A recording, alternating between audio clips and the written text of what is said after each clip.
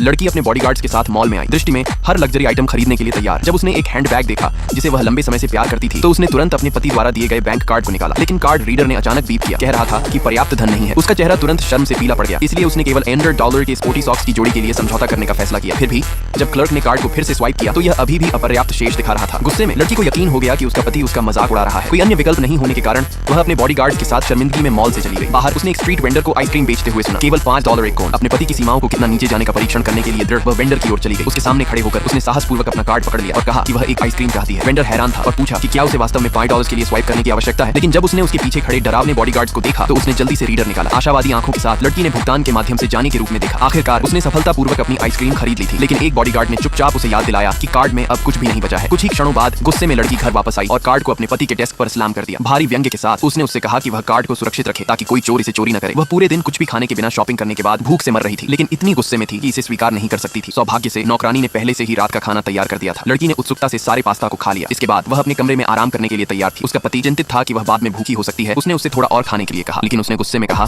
कि वह पहले से ही भूख से नहीं बल्कि गुस्से से भरी हुई है। उसकी खाली प्लेट को देखकर केवल उसके पति को मुस्कुराहट आया, जिससे वह और भी गुस्से में आ गई। जैसे ही वह गर्व से चला गया, उसने कसम खाई कि वह सुनिश्चित करेगी कि उसकी मां को पता चले कि वह उसका इलाज कैसे करता है। जल्द ही वह अपने पति के साथ अपनी सास से मिलने गई, लेकिन बोलने से पहले ही उसके पति ने उसके मुंह में फल भर दिया। उसे खाने और चुप रहने का आदेश दिया। अंदर लड़की गुस्से में उसे चुपचाप कोस रही थी। तभी उसकी सास लिविंग रूम में मुस्कुराते हुए आई। लड़की ने जल्दी से आगे बढ़कर शिकायत की, मीठा होने का नाटक किया। उसने कहा कि उसने शॉपिंग करते समय एक स्कार्फ देखा था जो उसकी सास पर बहुत अच्छा लगा। फिर उसने जानबूझकर आइसक्रीम का बॉक्स जमीन पर फेंक दिया। उसके पति को तुरंत एहसास हुआ कि वह उस पर शिकायत करने आई है। आइसक्रीम उठाते हुए लड़की ने भावनात्मक रूप से कहा कि यह एक छोटा सा उपहार था जिसे उसके पति ने उसके लिए खरीदा था। उसने समझाया कि कार्ड पर पैसे केवल उसे एक आइसक्रीम को खरीदने के लिए पर्याप्त थे, इसलिए उसने इसे अपने पास रखा। इसे खाने के लिए बहुत भावनात्मक। उसके पति के छोटे भाई ने हंसते हुए उसे इतना कंजूस होने के लिए चिढ़ाया। अपनी मां को डांटने से डरते हुए पति ने जल्दी से अपनी पत्नी के मुंह को ढक लिया। उसे बताया कि वे घर जाने के बाद सब कुछ बात करेंगे। लेकिन जैसे ही लड़की ने अपनी सास के चेहरे को देखा, उसने एक हल्की जानने वाली मुस्कान देखी जो आगे मुसीबत